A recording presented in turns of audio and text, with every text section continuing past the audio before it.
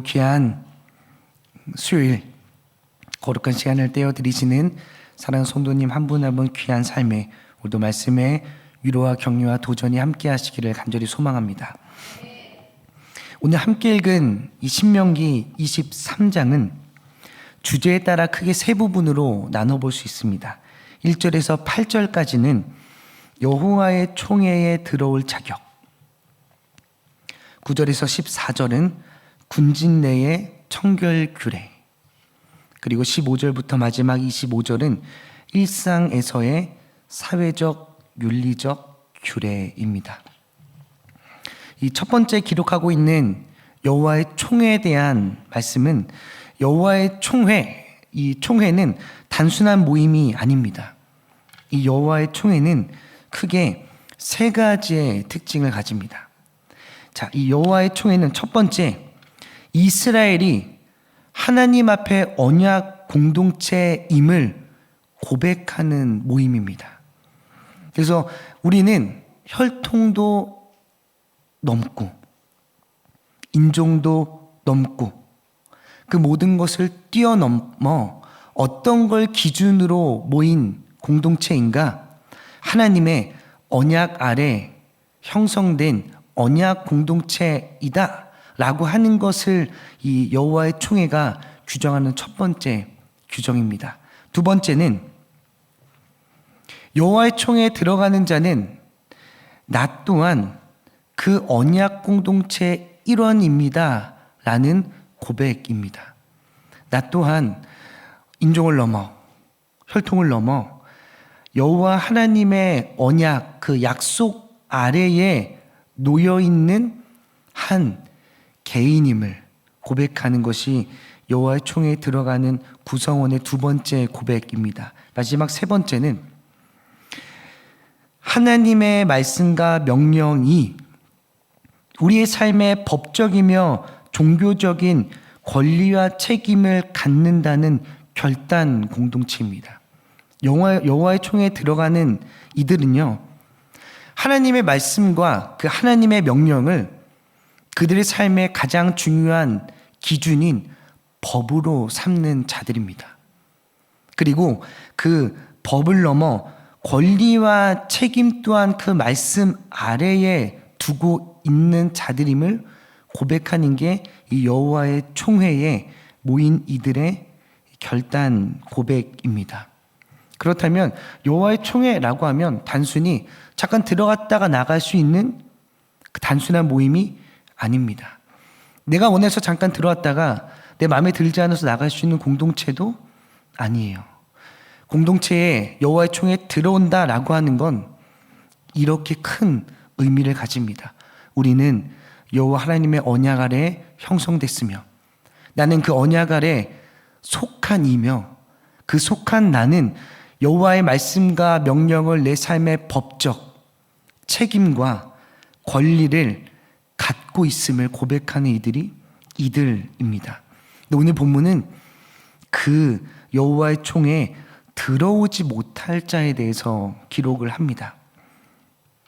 그렇다면 들어오지 못하는 이들은 어떤 의미를 가졌는가?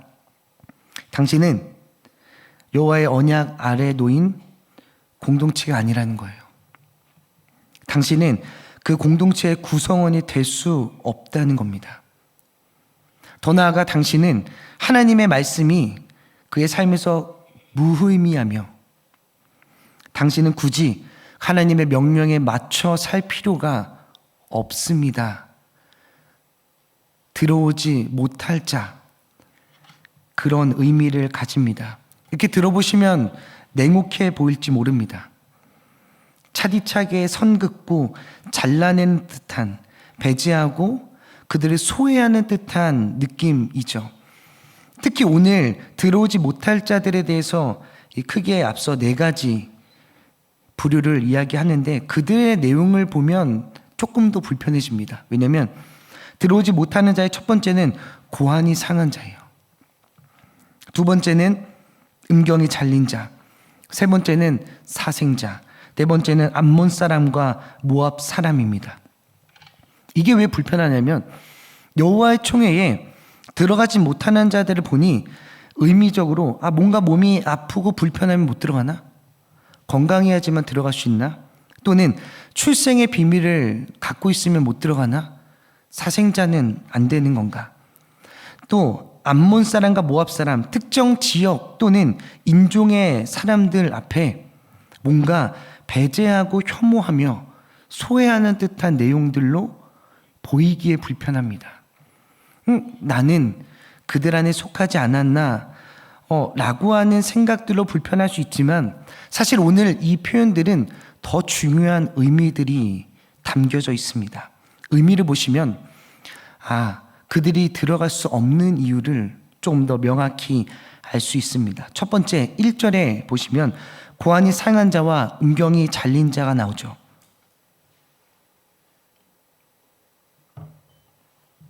이들은 선천적인 아픔으로 또는 후천적인 사고의 고통으로 그런 병을, 그런 아픔을 치르나 라고 생각하기 쉽지만 사실 이 본문에 기록된 의미는 종교적 의미를 지닙니다.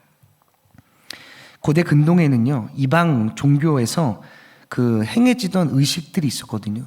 종교에서 행해지던 의식 중에 뭐가 있었냐면 거세가 있었습니다. 정확하게 왜 거세했는지는 여러 가지 이유가 있었겠죠. 근데 이 가장 주되게 있는 이유가 뭐냐면 대체로 인간의 가장 기본적인 욕구 중에 하나가 성욕이죠. 근데 이 성욕은 인간을 동물 수준에 머물게 한다는 거예요. 이 성욕이 발달되면 계산도 못하고 이 어떤 더 위에 상위에 있는 것들을 판단하기보다 성욕이 앞서면 이 눈이 돌아가는 거죠. 이 눈이 돌아가서 가장 동물적인 수준에 머물게 하기 때문에 진리를 깨닫기 위해서는 이 성욕에서 벗어나야 된다. 이렇게 말하는 종교들은 뭘 했냐면 종교적 의미로 거세를 한 거예요. 근데 반대도 있습니다. 반대는 뭐냐면 사제들과의 어떤 성적 관계를 통해서 이 신의 혈통을 이어간다는 의미에서 이 종교적 사제들과 성적 관계를 문란하게 맺는 의식도 가진 종교도 있었어요. 이걸 보면 귀에 걸면 귀걸이고요, 코에 걸면 코걸이처럼 보이는 해석들의 종교들이 많았습니다. 근데 그 중에 거세하는 이방 종교들도 있었던 거예요. 이들의 수술 방식이 있습니다. 굳이 말씀드리고 싶지는 않지만 이것을 알면 이 의미가 조금 더 명확해집니다. 이 가늘고 질긴 끈을 소름 끼치죠? 가늘고 질긴 끈만 해도 소름 끼치는 이것을 고환 또는 음경에 묶어요. 그리고 잘라냅니다. 잘라내면 뭐가 나오겠어요? 피가 나오죠. 그 피가 나오는 부분을 뜨거운 기름으로 지져요. 뜨거운 재로 지집니다. 아신가요? 아시는 것처럼 근데 정말 이런 고통의 과정을 이겨내야 성욕을 벗어날 수 있다. 그래야 우리는 동물적인 이 존재에서 이제 신의 형상을 닮아간다고 이야기를 했던 거죠. 그래서 그렇게 지혈해서 이 수술을 진행했다고 합니다. 고환을 자르거나 음경을 잘린 자는 결국 이런 이방 종교의 의식을 치룬 자입니다. 그런 자들은 여호와의 총회에 그 이스라엘의 언약 공동체에 들어갈 수 없는 자, 그 일원이 될 수 없음을 오늘 이 본문의 이야기를 하고 있습니다. 두 번째는 2절에 나오는 사생자입니다. 우리가 흔히 아는 사생자는 혼의 자식이죠. 혼의 자식이 여호와의 총회에 들어갈 수 없다라고 하면 뭔가 좀 불합리해 보입니다. 왜냐하면 그 혼의 자녀가 본인은 모르는 거죠. 태어나 보니 내가 부부라고 하는 제도적 테두리 밖에서 태어난 자식인 거예요. 억울하게 생각할 수 있지만 이 사생자라고 말하는 이 안에 담긴 종교적 의미가 있습니다. 그 당시는 근친상간을 우리 성경에서도 금했지만 근친상간한 자도 사생자로 표기를 합니다. 그리고 우상 숭배로 인한 간음으로 태어난 자들도 결과적으로는 사생자로 분류를 합니다. 그렇다면 이스라엘 총회에 들어올 수 없는 사생자는 단순히 그냥 태어나 보니 이런 의미가 아니라 이방 종교의 의식 아래서 태어난, 앞서 말씀드렸다시피 사제들과의 관계대에서 태어난 자들, 그래서 이방 종교 안에서 그들을 우상 숭배했던 자들의 결과로 이 사생자를 표기합니다. 이들 또한 여호와의 총회에 들어갈 수 없는 자들입니다.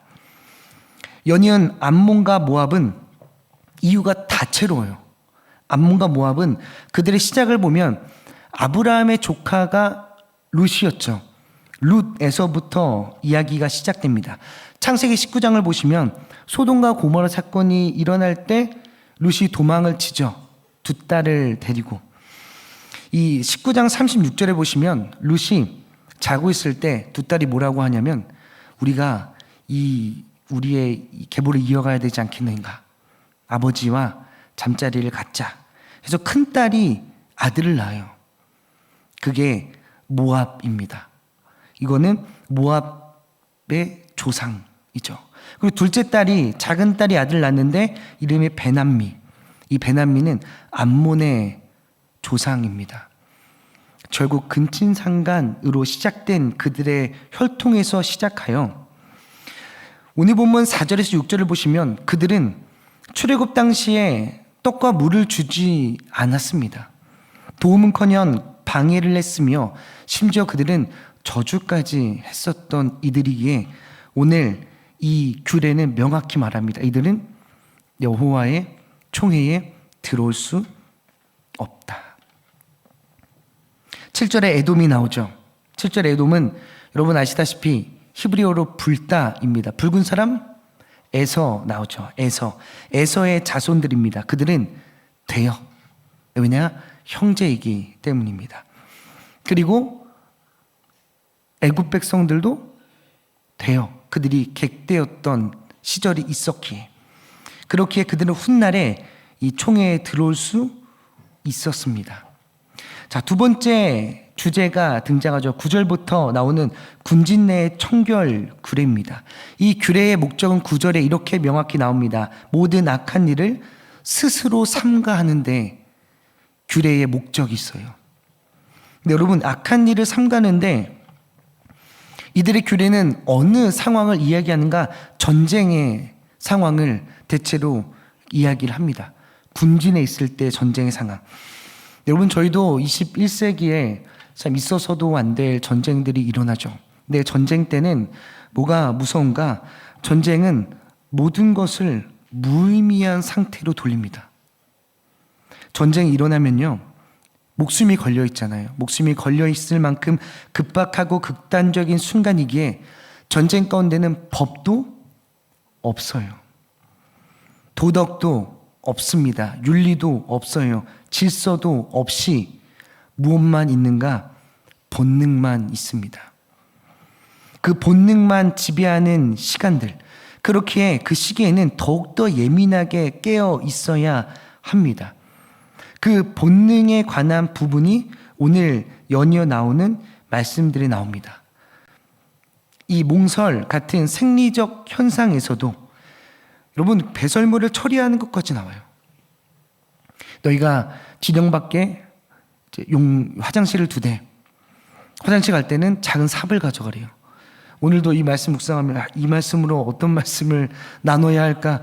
이 화장실 갈 때 진영 밖에다가 모종삽을 들고 가라고 하는, 모종삽을 들고 와서 땅을 파서 용변을 보지 않고 뒤돈 상태에서 그걸 덮고 돌아오라는 게 오늘 말씀이 있거든요.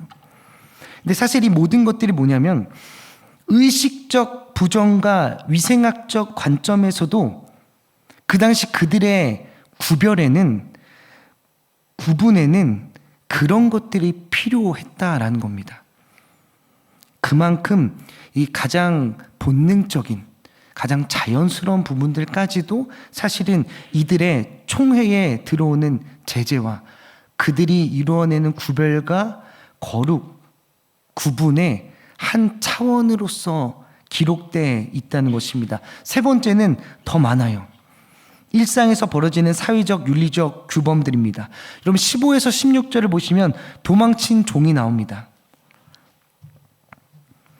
당시 함무라비 법전에는, 그리고 주변국들도 법이 있잖아요. 그 법에는 명확히 나왔다고 합니다. 뭐냐면 도망친 종을 주인에게 돌려보내지 않으면 사형이래요. 그게 그 당시 그들의 법이었습니다. 왜냐하면 재산이었거든요. 여러분도 여러분들의 재산을 누군가가 가져가면 안 되는 것처럼 그 당시 그들의 가장 기본적인 질서, 법전도 도망친 종, 도망친 재산 주인에게 돌려주지 않으면 재산을 뺏어가는 거니 도둑질하는 것이니 사형이다 라고 했었던 법이 있지만 성경은 그렇게 말하지 않습니다. 도망친 종이 있으면 돌려보내지 말고 그가 원하는 곳으로 그를 대우해줘라. 인간다운 대우. 하나님은 그 종도 하나님의 형상대로 그가 창조한 그 주인과 종이 아니라 하나님의 형상을 닮은 동일한 존재임을 이 당시 그들에게도 알려주고 계신 것입니다. 17절에서 18절을 보시면 창기와 남창이 나옵니다. 가나안 종교의 성적 이 제사들의 대상자들이 남자 사제들, 여자 사제들이었죠. 근데 여러분, 그들이 벌었던 수익은 어마무시합니다. 모든 것이 종교로 통했으며 모든 것을 종교적 돈으로 처리했었던 시대인 만큼 돈을 바치고 다른 걸 바치고 하며 그들의 모든 것을 해결했었던 시대인 만큼 그들의 수익은 엄청났습니다. 근데 오늘 주님은 그들의 수익을 이렇게 딱 구분합니다. 개 같은 자의 소득. 그들의 소득의 금액이 얼마인지는 중요하지 않아요. 그들이 얼마나 많고 얼마나 크고 얼마나 대단한 금액을 벌었는가를 떠나서 그들이 벌었던 돈은 개 같은 자의 소득으로 하나님은 혐오하고 거부하시며 자신에게 그 조금도 바치지 말 것을 그들에게 이야기하고 있습니다. 19절에서 20절은 동족에 대한 이자입니다. 같은 민족에게 이자를 받지 말라 하십니다. 외국인은 돼요. 동족은 안 돼요. 같은 민족에게 이자를 받지 말라. 같은 동족에게 돈을 꾸는 사람들은 어떤 의미냐면 조금 더 나은 생활을 위해서 돈을 빌리는 자들이 아닙니다. 이들이 돈을 꾸는 이유는 딱 하나예요. 생존입니다. 생존을 위해서 돈을 꾸는 너희의 형제에게 내가 돈을 좀 더 벌기 위한 투자 목적으로 돈을 빌려주며 투자를 위해 생존이 걸린 이들을 착취하지 말 것을 그들에게 사회적 규례들로 규정하며 알려주십니다. 21절에서 23절은 서원이에요. 여러분, 서원은 강제가 아닙니다. 그러나 했다면, 선포된 말이라면 하나님의 약속 앞에서 반드시 지켜야 함을, 하나님 앞에서 그 서원의 무게와 경외심을 그들에게 알려줍니다. 24절에서 25절 자비. 배고픈 자가 오거든 과일과 곡식을 먹는 것을 허용합니다. 근데 무엇은 안 됩니까? 그릇을 가져와서 담아가는 것은 안 돼요. 수확은 안 됩니다. 이 차이는 무엇인가? 생존권을 위한 먹고 채우는 것은 가능해요. 하지만 소유권을 위한 그들의 부를 쌓는 행위는 금지한 것입니다. 그러니 너희가 살기 위해서 먹는 자들까지도 야박하게 구지 말라는 거예요. 근데 살기 위한 것이 아니라 내 주머니, 호주머니를 채우기 위한 그들은 금지하는 그런 명백한 사회적 규례로 그들의 일상을 구별하십니다. 오늘 말씀을 묵상하며 주제가 엄청 많아요. 뭐 자르고 뭐 묻고 뭐 안 되고 들어오지 말고 뭐 주고 먹고 뭐 잡아가지 말고 이런 엄청 많은 주제들이 있지만 사실 이 모든 규제들의 가장 중심에 뭐가 있냐면 거룩이 있습니다. 1절에서 8절은 역사적 거룩이에요. 출애굽 그 구원의 역사를 기억하며 그들의 종교적, 제의적, 역사적 그 모든 시간 속에서 그들이 구별되고 분별되어야 할 영역들이 무엇인지를 말씀하십니다. 그 가나안 땅에 이방 종교를 따르지 마. 그 행했던 이들을 받아주지 마. 그들과 섞이지 마. 혼합하지 마. 라고 했었던 1절에서 8절엔 그러한 역사적 규례. 너희는 내가 애굽 땅에서 인도해낸 나의 백성이야. 라고 하는 거룩을 이야기하십니다. 9절에서 14절은 일상적 거룩이에요. 보이지 않는 곳에서의 위생, 그 단정한 삶을 통한 구별로 여기는 작고 사소한 영역도 결코 예외가 없음을, 은가 덮는 것까지도 말씀하실 만큼 작고 사소한 영역도 그들의 거룩에는 예외가 없음을 그들에게 말씀하고 계십니다. 15절에서 25절은 사회적 거룩입니다.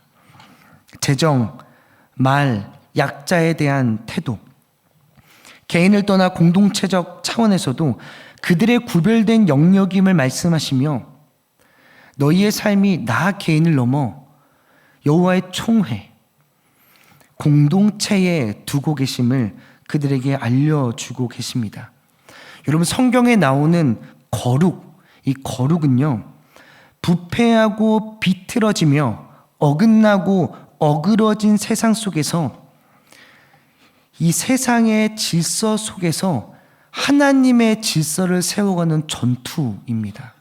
그것을 우리는 거룩이라고 합니다. 비틀어지고 어긋나고 어그러지고 인간의 탐욕과 욕망에 세워진 세상 질서 속에서 하나님의 질서를 세워가는 고독한 싸움, 이것을 우리는 거룩이라고 합니다. 근데 오늘 말씀 보면 거룩의 첫 번째 특징을 알 수 있어요. 거룩은 그 범위가 결코 작지 않다는 겁니다. 우리가 생각하는 거룩은요, 어쩌면 제한적입니다. 왜냐하면 수요 저녁 예배 시간, 이 시간, 금요 기도의 시간, 주일 예배 시간, 좀 더 하면 평일 아침 예배 시간, 화요 전도 기도의 시간, 수요 중보 기도의 시간, 어떠한 시간들을 구별해서 시간이라는 영역에 우리는 그 거룩의 의미를 부여하죠. 우리가 생각하는 거룩은 어쩌면 협소하기도 합니다.